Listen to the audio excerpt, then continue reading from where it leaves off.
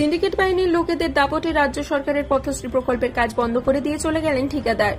এই রাস্তার কাজ বন্ধ হওয়ায় এখন ক্ষোভে পুষছে গ্রামের মানুষ। তবে কেন রাস্তার কাজ বন্ধ করে দিয়ে ঠিকাদার চলে গেলেন? নিরাপত্তার কারণে ফোন করে প্রতিক্রিয়া দেবে না, সাফ কথা ঠিকাদারের। ঘটনাটি বুদবুদের কোটা গ্রাম পঞ্চায়েত এলাকার। দীর্ঘদিন ধরে বেহাল অবস্থায় পড়েছিল কোটা গ্রাম পঞ্চায়েত এলাকার খান্ডারি থেকে নতুন গ্রাম পর্যন্ত প্রায় 2 কিলোমিটার রাস্তা।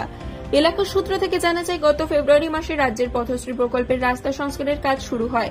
প্রায় 80 লক্ষ টাকা খরচ করে এই বেহাল রাস্তার সংস্কারের কাজটি কৃষ্ণনগরের এক ঠিকাদারি সংস্থা শুরু করে। মাটি খোঁড়াখুড়ির কাজও শুরু হয়। অভিযোগ, সপ্তাহখানেক কাজ চলার পর হঠাৎ মেশিনপত্র নিয়ে চলে যায় ঠিকাদার। সামনেই বর্ষাকাল, রাস্তার কাজ অসম্পূর্ণ থাকলে সমস্যা আরও বাড়বে।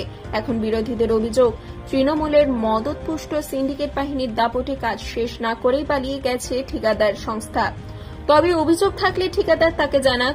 মন্তব্য তৃণমূল পরিচালিত কোটা গ্রাম পঞ্চায়েতের উপপ্রধান আলাউদ্দিন মণ্ডলের। আমাদের এই তো বললাম, রাস্তা আমাদের একদম অবস্থা খুবই খারাপ।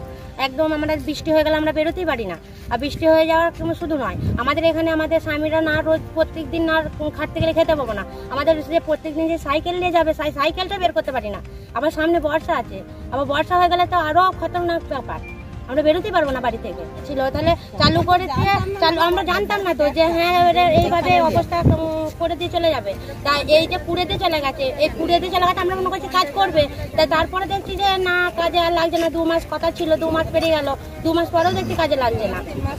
3 মাসে পড়ে গেল। তাহলে আমরা কি করে বুঝবো যে হ্যাঁ কাজ হবে কি হবে না, কিসের জন্য চলে গেছে না গেছে, আমরা সেটা সব জানি না। এই তো রাস্তা নিয়ে জল হলে বৃষ্টি পড়লে আমরা বেরোতে পারি না। সুবিধা কিছু বলা যাবে না। আমরা আজ 18-20 বছর এখানে এসেছি, ঠিক আছে, কিন্তু আমাদের এই রাস্তাটা তো মোড়াম দেওয়া ছিল, অবশ্যই আমাদের চলাফেরা হচ্ছিল, হাঁটা চলা সবই হচ্ছিল। কিন্তু পাড়ার ভিতরে যে রাস্তাটা আছে, মানে একদম বৃষ্টি যদি হয়, এই 1 হেঁটে জলে পেরি পায়ে হাজার ধরে যাবে। কিন্তু এইটার জন্য আমরা বলছি যে রাস্তাটা যখন হচ্ছিল, আমরা চাইছিলাম যে এই রাস্তাটা হয়ে যায়, আমাদের পাড়ার ভিতরে রাস্তাটাই যেন মোড়াম পড়ে যায়। আমাদের ঢালাই হোক বা না হোক, আমাদের মোড়াম দিতে আমাদেরই আমরা সন্তুষ্ট। চালু করেছে, যা করেছে সেটা তো আমরা জানি না যে কে কন্ট্রাক্টর বা কে কি, সেটা পার্টির লোকরা জানবে। সেটা তো আমরা জানবো না যে কে কন্ট্রাক্টর, আমাদের সাথে ওইসব জানা নেই। আমরা জানছি রাস্তায় কাজ হচ্ছে, আমরা তো এত সব জানি না। সব যাচ্ছে কি বলছে সেইগুলো তো আমরা জানবো না। আমাদের ঘরে ওই কথা আমাদেরকে কেউ বলে না। এবারে যারা যায় তারাই জানবে, আমরা তো ওই কথা কখনো যাইও না, আর আমরা বলিও না। এখন কাজ শুরু করি, কাজ শুরু করার সঙ্গে সঙ্গে আমরা একটা বেনিফিশিয়ারি কমিটি করি, যেটা সর্বদলীয় বেনিফিশিয়ারি কমিটি। সেখানে সব দল উপস্থিত থেকে একটা কমিটি হয় এবং কন্ট্রাক্টরকে আমরা কাজ করার অনুমতি দিই যে হ্যাঁ আমার গ্রামে কাজ করুন, এবং আমরা কাজের মান, আমরা গুণগত মান আমরা সেটা দেখে নেবো সর্বদলীয়ভাবে কমিটি থেকে। তা হঠাৎ করে উনি কাজ হতে হতে সেভাবে মাটি কাটা চলছিল, মাটি কাটতে যথারীতি কাটতে একদিন রাতে দেখছি মেশিনপত্র নিয়ে দাও। তারপর থেকে ওনার সঙ্গে যখন ফোনে কন্ট্যাক্ট করি, উনি আর ফোনই ধরেন না, আমাদের সঙ্গে কোনো কথা বলতে চান না। হঠাৎ জানি কি অজানা কারণে উনি চলে গেলেন। গ্রামে তো সিন্ডিকেটের কোনো প্রশ্নই ওঠে না। আর সিন্ডিকেট আমাদের কোটা অঞ্চলে বুকে কাজ হচ্ছে, কোটা অঞ্চলে তো কোনো সিন্ডিকেট নেই। তারপর উনি কোথা থেকে কি সিন্ডিকেটের কথা বলছেন, একমাত্র উনিও উত্তর দিতে পারবেন যে কে বলছে, কারা করছে। এরকম করে তো অযথা বললে হবে না। নাম কি, কোন সিন্ডিকেট কে বলছে, তার নেতৃত্বে কে আছে সেটা জানাতে হবে। উনি তো ওনার উচিত ছিল যে প্রশাসনকে বিষয়টা জানানো। উনি ভিডিওকে না প্রশাসনে, পুলিশে, কোনো জায়গায় কোনো কিছু না জানিয়ে, না সিন্ডিকেটে, না গ্রামবাসীকে কাউকে কোনো কিছু না জানিয়ে হঠাৎ করে কাজ বন্ধ করে দিয়ে উনি উদা হয়ে যান। এরা বলার যেটা সেটা হচ্ছে যে এই সিন্ডিকেট রাজ এরাই শুরু করেছিল।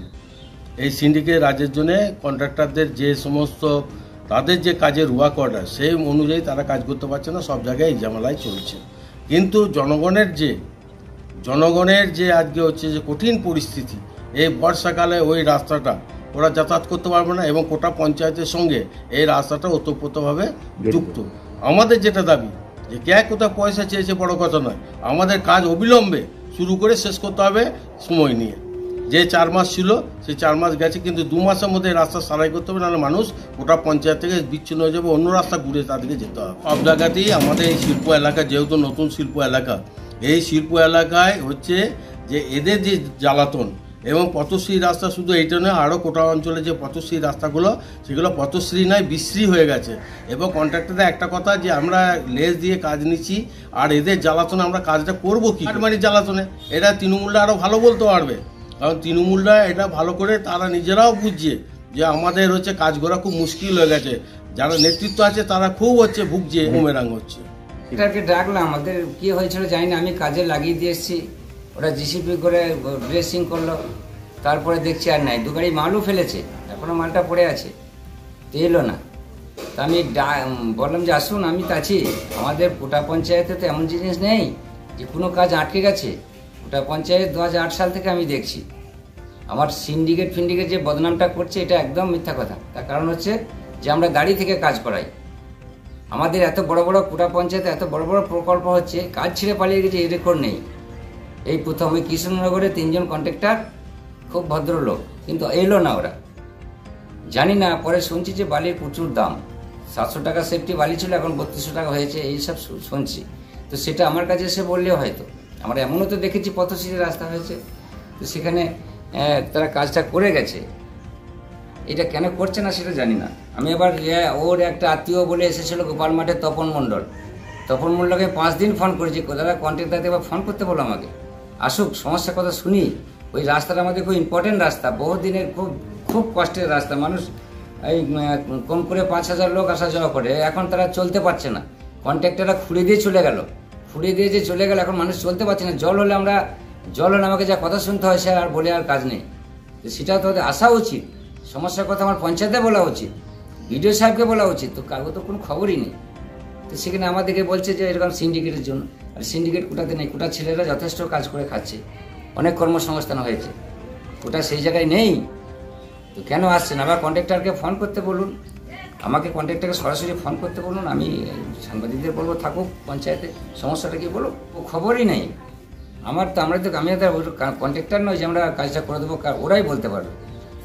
কন্ট্রাক্টরের যদি ফোন নাম্বার থেকে, ফোন নাম্বার কাছে নাই। আমি গণেশ পাত্রকেও নিয়ে এসেছিলো একদিন, গণেশ পাত্রকেও আমি লোক পাঠাইছি যে দেখুন কাজটা করে দেখ, তাহলে আমার সমস্যায় সামনে বর্ষা, মানুষ বেরোতে পারবে না।